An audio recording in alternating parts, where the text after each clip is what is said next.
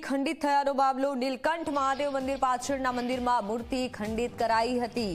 હનુમાનજી અને સાંઈબાબાની મૂર્તિ ખંડિત કરી હતી।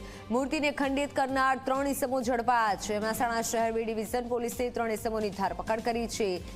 ચીખલીગર ગેંગે મૂર્તિ ખંડિત કરવામાં આવી હતી। ગેંગ અન્ય કોઈ ગુનામાં સંડોવાયેલી છે કે કેમ તે દિશામાં તપાસ હાથ ધરવામાં આવી છે।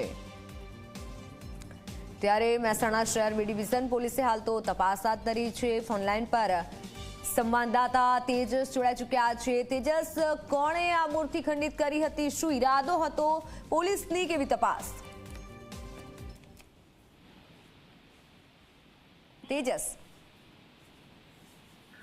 બિલકુલ મિત્તલ, કહી શકાય કે નાગલપુર વિસ્તારમાં મંદિરમાં તોડફોડ કરવાનો મામલો જે સામે આવ્યો હતો, જે હનુમાનજીનું જે મંદિર હતું, સાથે સાથે જે સાંઈબાબાની જે મૂર્તિ હતી મંદિરની, તેની અંદર જે છે તેને મૂર્તિઓને ખંડિત કરવામાં આવી હતી। ત્યારબાદ કહી શકાય કે હિન્દુ સમાજમાં ક્યાંક ને ક્યાંક જે છે તે રોષ પણ જોવા મળ્યો હતો। ત્યારે સમગ્ર મામલાની ગંભીરતાને લઈને મહેસાણા બી ડિવિઝન પોલીસ દ્વારા જે છે તે હાલમાં તો 3 આરોપીઓને જે છે તે હાલમાં ઝડપી પાડ્યા છે। મુખ્ય વાત કરીએ તો જે આ મૂર્તિને જે નુકસાન પહોંચાડ્યું તે 3 લોકો ચીખલીગર ગેંગનું હોવાનું હાલમાં તો જે છે તે પ્રાથમિક સામે આવી રહ્યું છે। ને આ હાલમાં તો પોલીસે આ 3 લોકોની જે છે તે અટકાયત કરીને જે આ લોકો દ્વારા કોઈ અન્ય ગુના આચરવામાં આવે છે કે કેમ તે દિશામાં વધુ તપાસ જે છે તે હાથ ધરી છે।